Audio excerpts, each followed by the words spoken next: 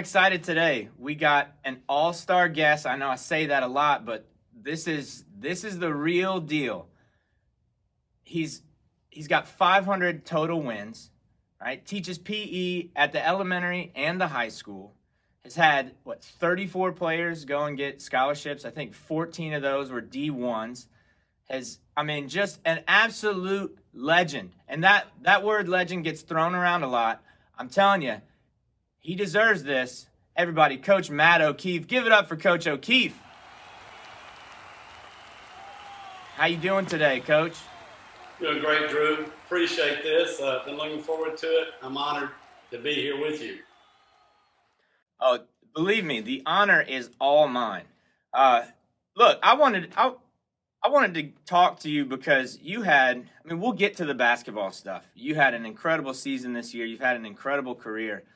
But I'm really interested in how you teach PE, not just at the elementary, but at the high school as well. You're one of the few people that bounces between both Sacred Heart campuses. I mean, what does a typical day when we are in school, what does a typical day entail, and how do you keep those two things balanced? I usually get to high school about 7:15. I have 2 straight high school classes with the high school students. And then after the second period is over, I go back to the elementary school where Coach Coulter and myself, we team teach elementary kids for the rest of the day. We have pre-K through 6th grade there. So it's I like being with the young kids, but I also like seeing the older kids at the high school, which I had as they came up through elementary, years earlier. So it's kind of neat to see both the young kids and the older kids at the same time. Yeah, I bet you. You definitely have a unique perspective getting to do that. And man, I tell you what, PE was always my favorite subject. I always enjoyed that. We try to make it fun for them, especially the younger kids. I was a high school teacher my whole career till I retired and came to Sacred Heart. So interesting about being at the elementary school is getting hugs. And if I had a nickel for every time I've tied shoes at the elementary school, I think I'd be a wealthy individual. But I do like having the contrast of both age groups, and of course getting to see the kids at the high school who I had earlier, talking with them, and plus get to see my basketball players too. So it's a win-win for me, and I enjoy both aspects of teaching at the elementary and the high school. Yeah, that's great. Now, okay, speaking of basketball, you had an incredible season this year. You came in late, right? At what point in the season? How many games in was the basketball team when you took over? They had played 9 games, so I took over for the 10th game itself.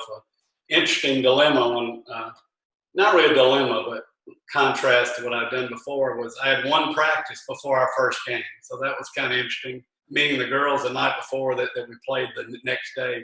In my whole career, I'd never had a situation like that. So that's a memorable aspect of it.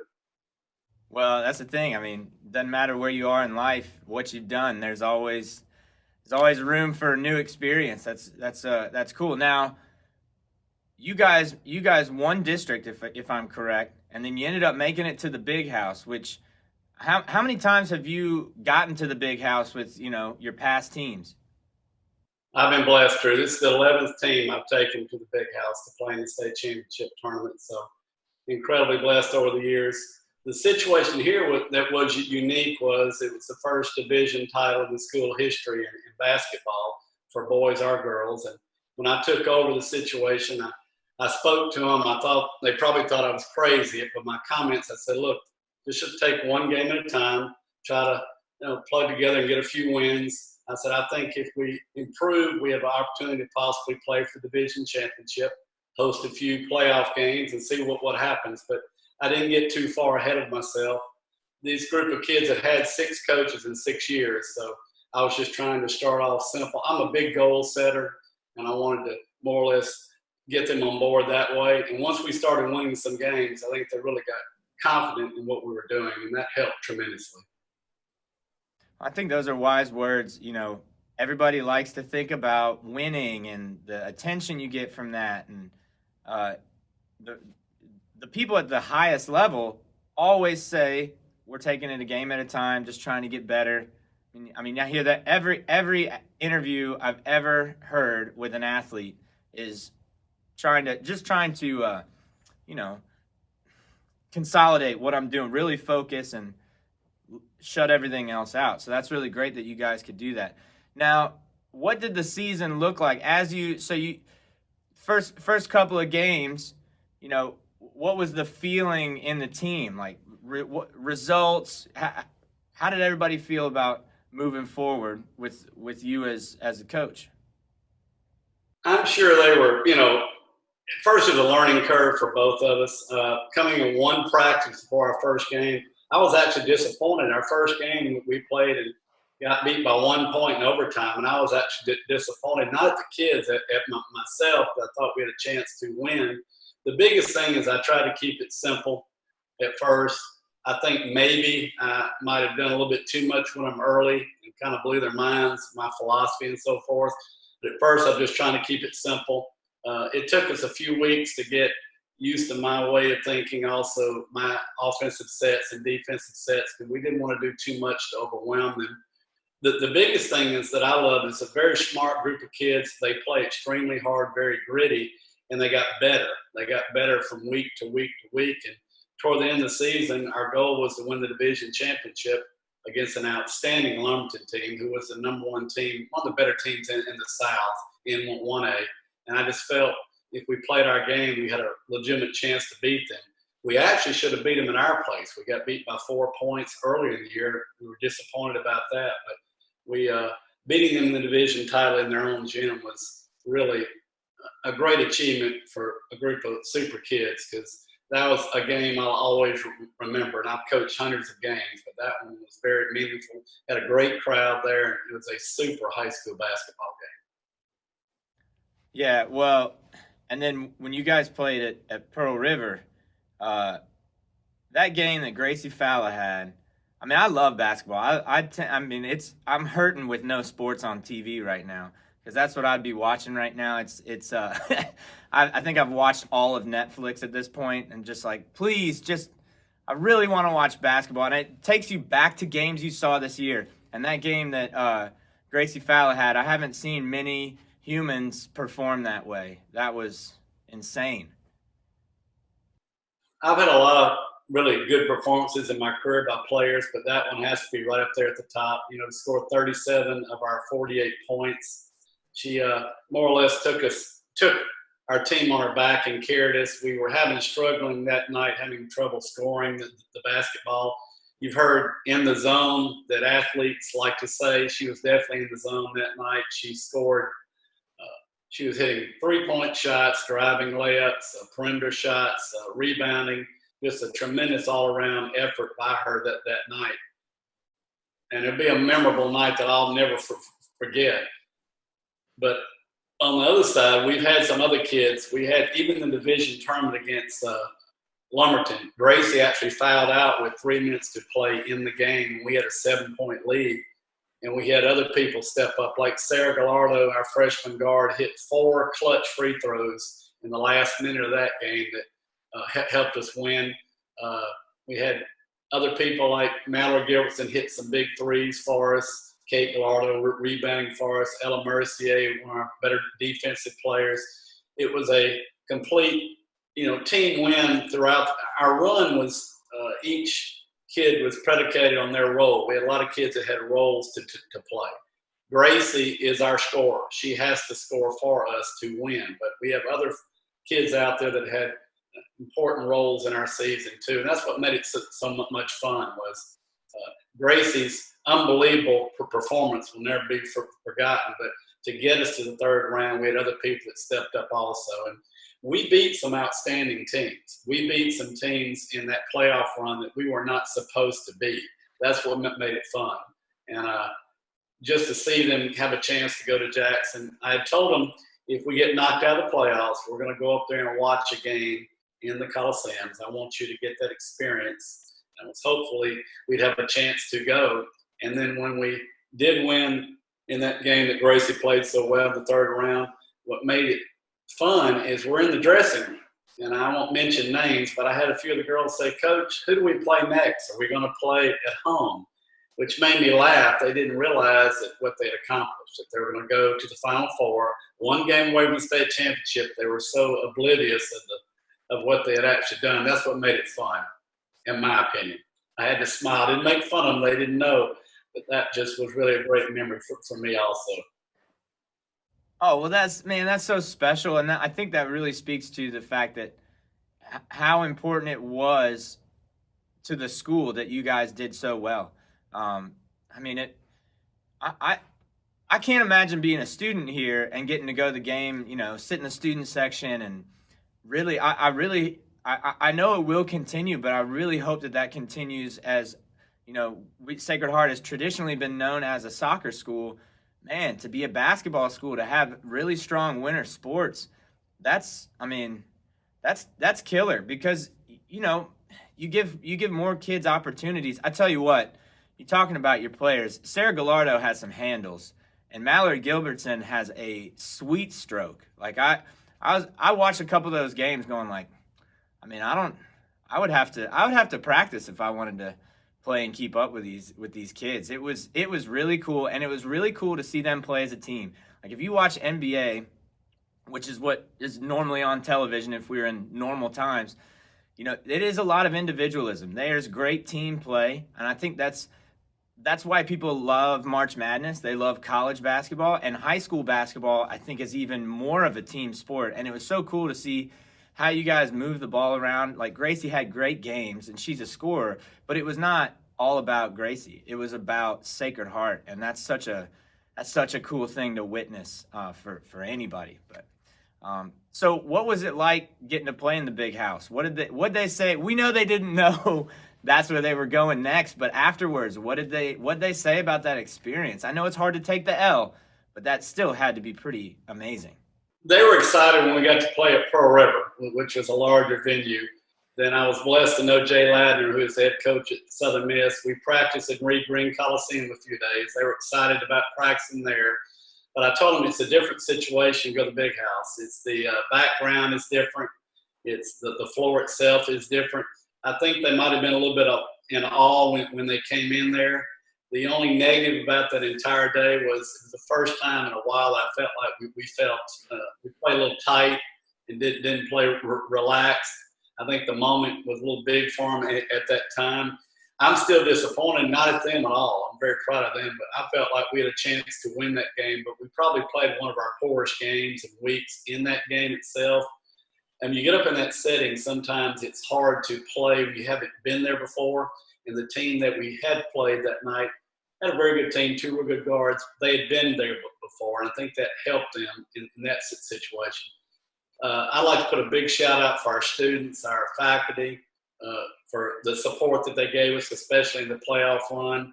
At the end of the game, I turned to everybody in the stands and touched my chest and my heart and waved at them because it meant a lot to me, the fine support. Our gym is very small, but I tell you, when you play in our gym and it's crowded like it was in our playoff situation, it's kind of a tough place to actually play. And about the basketball situation, we have a tremendous soccer program, both boys and girls, that you're a part of also, do such a great job with. But I told the kids when we started winning, I said, I think we can be a basketball school too. And I really, really mean that. We do so well in academics. We have mock trial and speech and debate. We have, our tennis and swimming and do other great things. But soccer gets the limelight, which it should, but I do think the next few years we could be special in basketball. We're getting Avery Smith back next year, who's be a major contributor to us, who had the ACL surgery. We got a very young team with Kate Gallardo being our only senior this next year. So hopefully we can keep the momentum going. It's going to be difficult to duplicate this year because this is like a Cinderella story this year, but we're going to certainly try. And we will not be able to sneak up on people next year because people know we're going to be a pretty good club. But I'm so proud of the 10. Only had 10 players, only really played 6 or 7 in our games. And for them to achieve what they did this year is totally amazing. But give them the credit that they worked hard. And they're probably not the most athletic team I've ever coached. But I guarantee you this, they play as hard as any team that I've ever had. And they do play well together. They're just a gritty group. They're a fun group to coach, too. you have a high IQ and on that team, that bench, regardless of minutes, you know that they have to realize they're part of something, great. That's what everybody's looking for. Everybody wants to belong. Everybody wants to be part of something bigger than themselves. And man, this year just absolutely blew up. And you talk about not being able to sneak up on people. I mean, you do have an extra year of experience though. Now going into a playoff game, you play at your house. You've already played in the big house. You know how tough it can be when you're playing playoff basketball. So, you don't want to blame anything on officiating. Playoff basketball is rough. So if you're not ready to, get hit in the mouth or it takes you by surprise and then you're looking for the ref to help you out, you're out of luck. So that is one of those things you can talk about to players, but they do not understand it truly until they experience it. And you guys are going to have a wealth of experience and information now going into next season. So true. Experience really helps, especially in playoff basketball. A big key to us was winning the division tournament because the way the playoff schedule is, you get to host the first 2 games at home. That was key for us because we would have had to travel a long way, and winning that was big. But when we spoke when I took over, I said, when I talked about they were 3-6 when I took over and they were struggling. I said, I feel like we can have a winning season, win some playoff games. I'm sure they thought I was blowing smoke, but I was actually trying to build upon if we could get a few wins behind us, get that momentum going, we'd have a chance to do so because that Lumberton game was such a catalyst game for us because they were so outstanding with the team. They have 3 kids on their team that actually are going to play college basketball next year. They were an unbelievably talented group. In fact, in my opinion, they were the best team that we played. So beating them was key for us to get to host those first 2 ball games at home. But the kids just got better.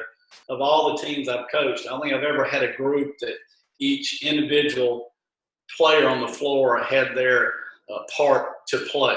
It might not be scoring, might not be rebounding, but we had 5 kids that played a lot of basketball. I like to press a lot, and it's tough to press an entire game when your rotation is only 6 or 7 kids, and they did it. But Gracie would receive a lot of attention because she's such a big scorer, but she's so unselfish. She also is a very good passer, which would open up things for other players. But of all the teams I've coached, I'm really proud of how each kid improved and how each kid had a major facet to our success this year. Well, yeah, and if you have a Lisa Leslie or a Cheryl Swoops, that makes for a good team. But I think when you have everybody has to play their part, the overall team is better because you have to be. It makes people raise their game. And man, that was I don't care what sport it is. Now, I love basketball. I wanted to play basketball, but it's at the same time as soccer. So back in high school, I had to make that painful decision. I probably wasn't as good at basketball. I always thought in my head I was taller than I actually am. But that's neither here nor there. Going into next year, you're going to have a full season. You've signed. I mean, I tell you what, I don't know what we were more excited about, this past season or having you for another season. What are you going to do with a full season? How's that going to change, if it is, at all? Is it going to change your outlook? What's that going to look and feel like? Looking forward to it. Having Avery back next year is going to help us. I think the biggest thing is the kids will know more of what to expect going into the season, having a full situation as far as offensively and defensively, my philosophy. The biggest thing is that they know that they can win basketball games now. But on the other side, we can't be complacent when we come in. We can't be listening to people say, oh, y'all are going to be great and so forth. It's going to take a lot of hard work. To me, it's very difficult to duplicate success when maybe you're not used to being successful. And in basketball, it's kind of new for us there. But as far as on paper, we should have a good team, but paper means nothing. They're going to get me full steam ahead. This year, they got me maybe a 5 out of a 10 as far as a coach. I'm going to be a lot more demanding of them and so forth. But I think that they'll be I think it'd be an easy transition for them. The only weakness we have at Sacred Heart, we got to get more girls involved in our program. Only 10 players is not enough of the style of play that we like to play. So I'm hopeful we can get some more kids involved. Our numbers, like we have for girls soccer and so forth, that's going to be a big key. The COVID has hurt us situationally wise because we can't practice in the summer and so forth, which would have helped us. I was looking forward to having a summer of practice with them and so forth. But overall, I'm looking forward to it. But we got a lot of work to do before we can achieve what we did this year. But we have a good group coming back, and I'm excited about the future of Sacred Heart basketball. Well, you hear that? If you're on the fence about playing basketball, we need you. You can play your part. That's what's so cool about it. I imagine you want to run it almost like a hockey team, like with line changes where you make lots of substitutions. Definitely, especially when you press. You need to play at the low end. 9 girls, sometimes 10, rotating because kids get tired. This year it hurt us sometimes because there were times that we were continuing our pressure defense that we actually got tired. But yes, most definitely, the more fresh people we can have out there to put on the floor with our style, it will help us in the long run. If you come and play at Sacred Heart for the girls team, you're going to get to play a lot because of our limited numbers. But hopefully we can increase that situation, and I think it would definitely help us. And we're looking forward to any young ladies interested in playing. Please come out. We love to have you.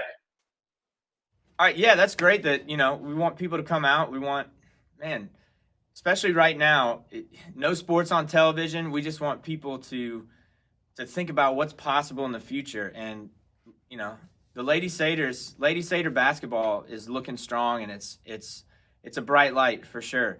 During all this, how are you handling, the self-isolation, having to stay at home? I haven't liked it very much at all. My kids have probably handled it better than myself. I've still been going back and forth to elementary schools and so forth.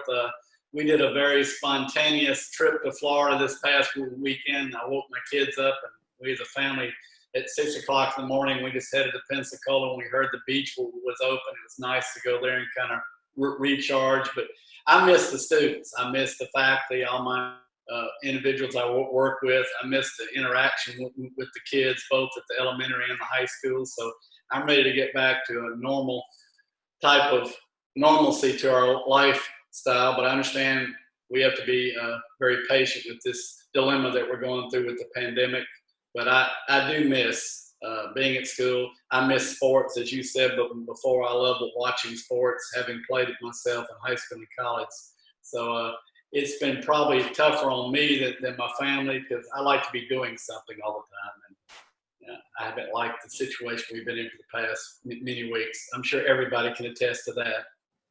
Yeah, I've talked about that with everybody. We were supposed to do these interviews on the 3rd floor. We repurposed a room to be a studio, and having to do it on Zoom. I mean, I'm fine, but it hits everybody. It's like, man, I could have been doing this. I could have been doing that. And that's why I think it's really important to think about the future. And with you, I tell you what, the Lady Satyrs, the future is so bright, so excited, so happy to have you as our basketball coach. And do you have any messages for your students? Anything you want to tell your students and players?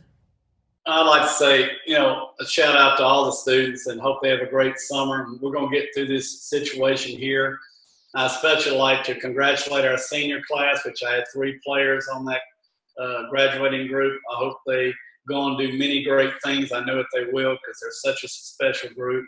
But most of all, I'd like to say hello to all my coworkers too and so forth. I miss you, but I miss the students a lot, and I wish you have a super summer.